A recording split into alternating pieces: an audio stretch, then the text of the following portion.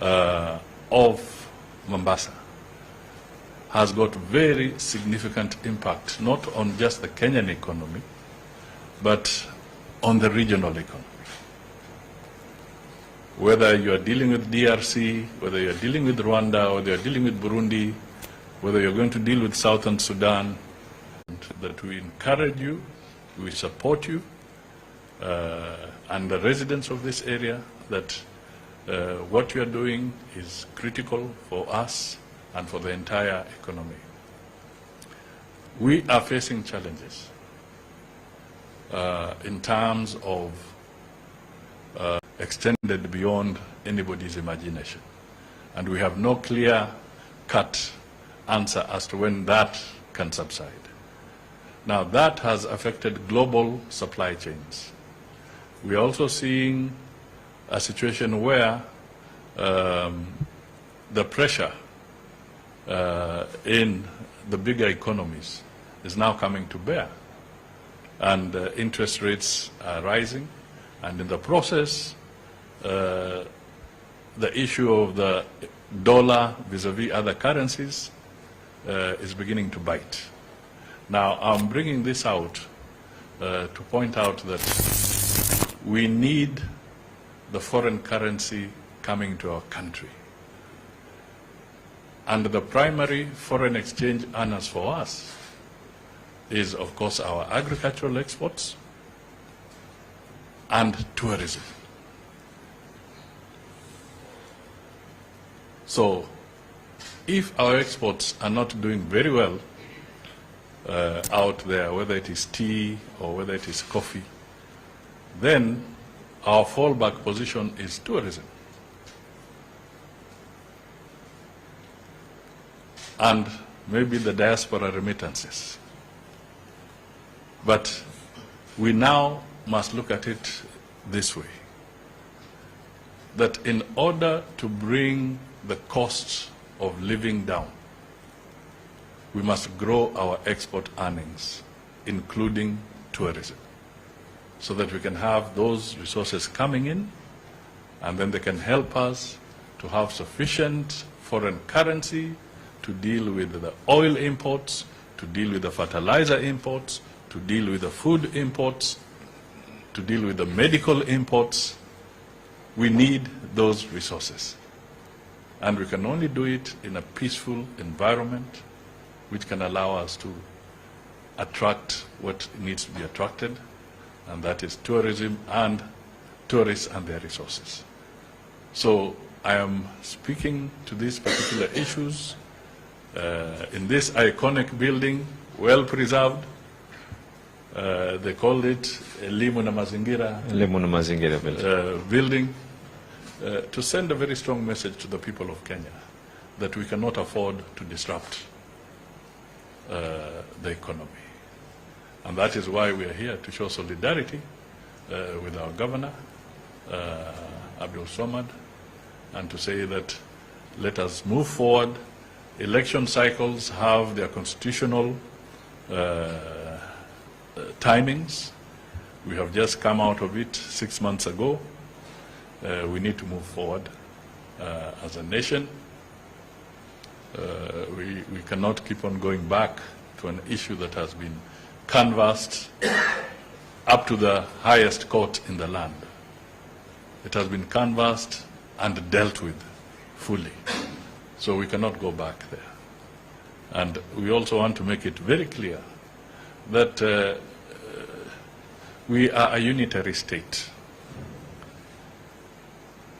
A unitary state, but we embrace devolution in accordance with the Constitution. We cannot have two governments. We cannot have two governments. And therefore, we want to tell our leaders in other quarters, please be responsible. Be responsible. Why are you cheating people that you can create a second government in Kenya?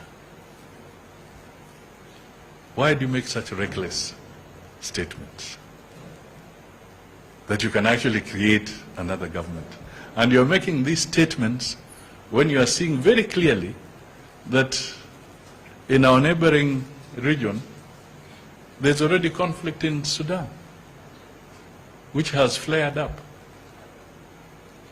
Na wewe mtu mzima, una familia, you've had an opportunity to be in a very high office, and you actually cheat Kenyans that you can create two governments in Kenya. Very reckless. So these are the kind of things we need to encourage our people to move away from. Let us give the governor an opportunity to serve, to deliver. His performance contract is with the county of Mombasa and the people who voted for him. And in 5 years' time, they'll be evaluating him and making their decision on the basis of how he has worked and how he has delivered. So let us not distract him. Let us not divert him. Let us make sure that he can deliver. And then his performance contract will be sorted out by the county of Mombasa in the constitutional way.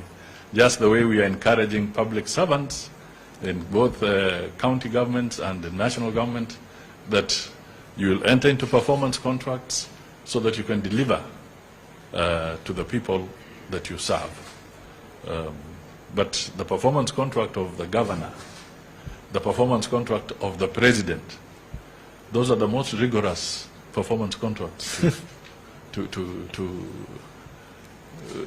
sign. They're extremely rigorous.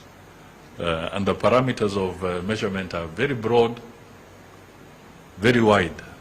So we must give them time to deliver on the contracts that they signed with the people that they lead, the people that they serve. Thank you so much, and we say heko to you. Asante.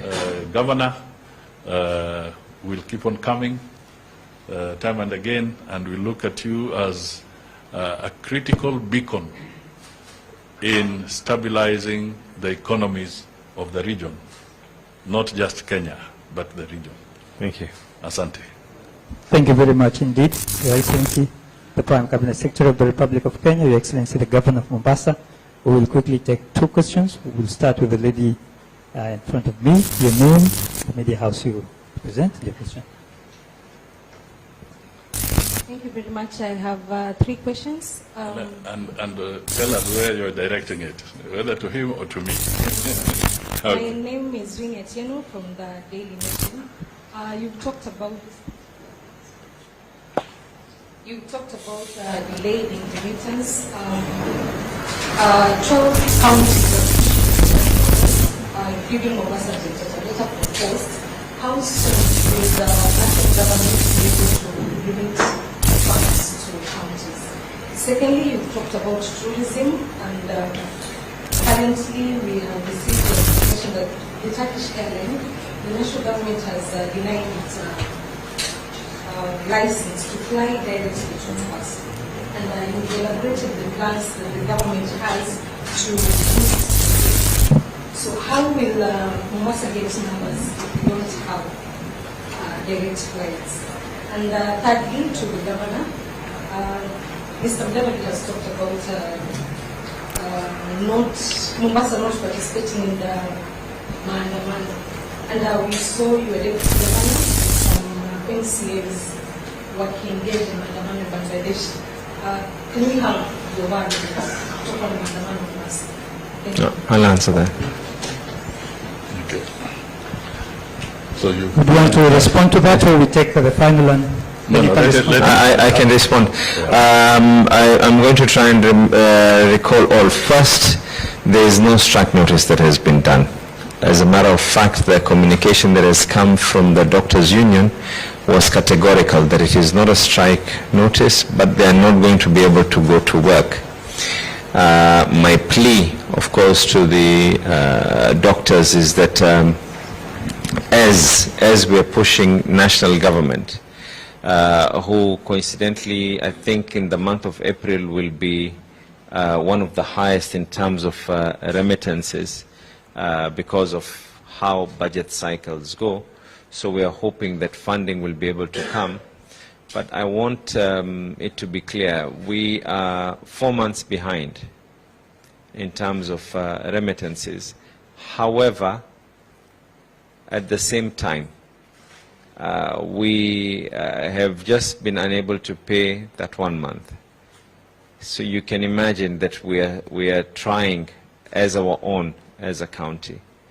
There are other issues that have already engaged the General Teaching Referral Hospital on how they now need to start absorbing those medics who are currently working at Coast General Hospital, but their payroll is coming from the county government, so that we can have a level of independence, and our wage bill as a county government can go lower, and the funding can be then used for purposes of non-recurrent expenses. The second issue that you, so yes, my hope is that one, the letter that they wrote was that it is not a strike notice, but that they will not be able to go to work. There's a true difference there. My plea to them, of course, is that please do realize that this is something that is affecting literally everyone, not just in Mombasa. It's affecting everyone in the whole of Kenya. We have two options. Either everyone decides they don't want to do anything and they down their tools, and we make the whole country not to be able to move, or we realize that where we are currently is not where we were. Where we are currently, we've been able to pay. We're paying, in fact, with all statutory reductions. There's no reduction that is not being remitted. We've paid all previous debts, we as a county, so we are doing our best. The issue of, you indicated about MCAs and other leaders having been in demonstrations. The Constitution of Kenya, they have their right to be able to do what it is, but currently the stand of the governor of Mombasa is that to avoid and avert. Right now, one of our biggest reasons as to why we are even breathing and floating and managing to pay our debt on time, and giving that issue that within 90 days everyone has to be paid, is because of on-source revenue.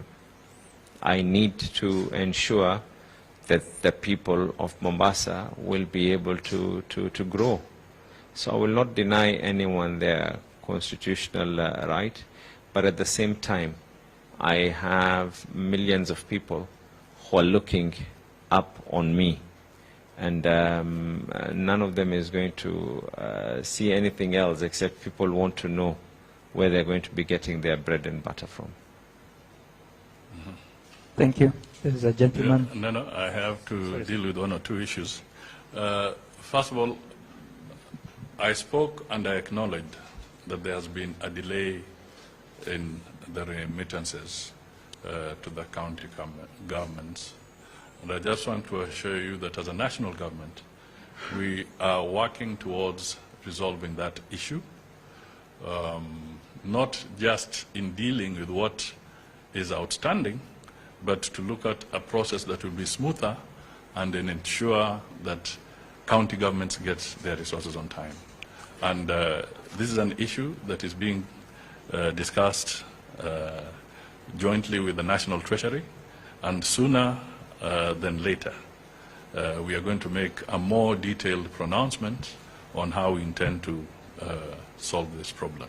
But I can assure you we are not happy that there is a delay. We know that it's putting a lot of pressure on the county governments, and we intend to resolve that particular issue. Be that as it may, I want to take a little more time, maybe just another 2 minutes, to explain that the crisis that Kenya is facing is much bigger than we may imagine. Yesterday, when I spoke to the iftar, I gave an example of the commitments that the Kenya government entered into, very, very demanding commitments to the people of Kenya, which we are not about to run away from, but which we have to deal with. Okay? Because they are commitments that were entered into by the previous regime. But remember, government is a government in perpetuity. So when sovereign commitments have been made, it's the responsibility of the government to tackle those sovereign commitments. Some of them are unpleasant, they are painful, but they were made. All right? And I gave an example that on one of the programs that the previous government entered into, the demand is that every January there must be a payment of 40 billion Kenya shillings. And then 6 months later, in July, to the same commitment, there must be another payment of 40 billion shillings. Now, these are commitments that have a primary charge on the consolidated fund. So you cannot run away from those commitments. And those commitments have an impact on the rest of the economy. All right? I'm speaking to this very, very carefully because some of the people shouting loudest in the streets are part and parcel of the signatures and commitments that I am talking about. So, as a country, we have to deal with it. And we have to deal with it in a balanced way because how much more can you tax the people of Kenya?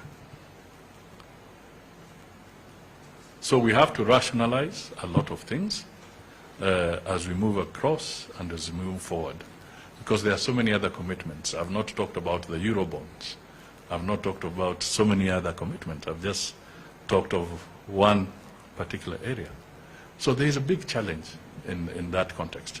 And we should talk about the economy, understanding the background of where we are coming from. We are coming from an all-time low,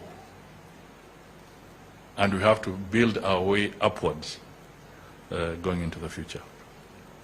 Now, if I now come to, say, the Turkish Airlines, it is important, and at least I've had the privilege of having served also as the Minister for Transport at one time or the other. When you are negotiating arrangements with airlines, it's a very complex issue. Because one, Kenya itself has a national carrier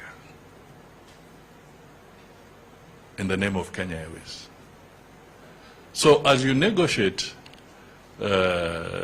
what you might call flight arrangements or destinations and what have you, you also have to put in balance what does that have on your own national airline. Are there reciprocal arrangements that are being granted to Kenya Airways? Okay? You and I know that Kenya Airways is facing a challenge. It's our national flag carrier. So there are issues also around there that we also have to balance. So these are factors that are taken into account when you're having the communication. At some stage, it may then make economic sense to everybody to say that now we can make this arrangement or that arrangement, but also ask yourself the very fundamental question. At times, what is your national interest as Kenyans? In all the programs that we are putting on the table, what is the national strategic interest of the people of Kenya?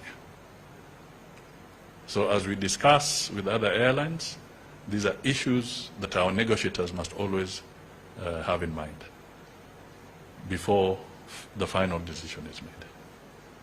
Asante. Thank you very much. One more question. Last one question. Yeah. I'm sorry, I'm drifting with others. Yes. My name is Toby. I can't hear you. Online paper, number of times. Yes. My question was about the government, not the government. I saw you mentioning the issue, this struggle in Parasato. You want to build them all one person. What is the position at the moment? Okay. It's quite a long process because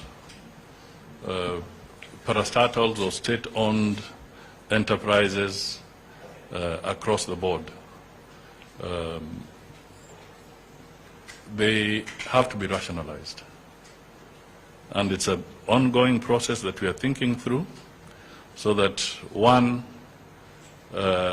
we start being more careful and planning our future better in the establishment of these entities.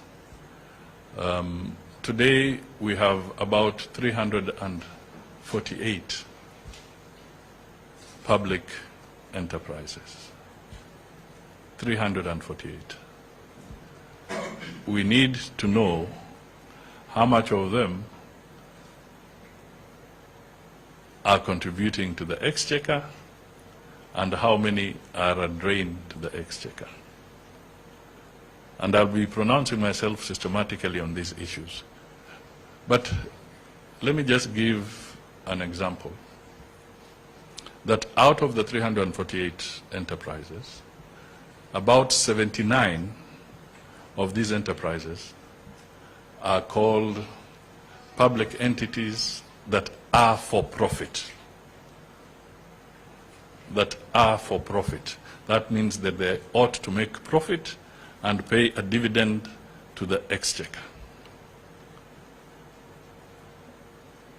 As we speak today, only 5% of those 79 are actually paying dividends to the exchequer. The others have now become dependent on the exchequer, out of the 79 that I've talked about in that category. But remember, they are regulatory public enterprises. They are public universities. They are TVETs. There are others that are research institutions and so forth. So there's a whole category of all these entities. And some are duplicating. That's the reality. Some of them are doing jobs that can be done by already existing entities. So as we go forward, we have some painful decisions to make as a nation, but professionally, after clear audit of these entities, then the hard decisions will come, and when hard decisions are made, we'll all be called together, including our parliaments, to look at some of these and be able to provide a proper way forward. Asante sana Bwana Waziri Mkuu, Mheshimiwa Waziri Mkuu. Shukran sana Mheshimiwa Gavana Abdulsamad ambaye ndio mwenyeji wetu asubuhi ya leo. Asante sana Mheshimiwa Athman Sharif ambaye ndio naibu waziri, pamoja na Mheshimiwa Ikana mbunge wetu, pamoja na chairman wa ANC, na shukrani za dhati kwenu nyinyi wote wenzangu wanahabari kwa kufika na kutusikiliza. We come to the end of this press conference. I thank you most sincerely. Thank you very much. Asanteni sana. Thank you so much. How is my friend there?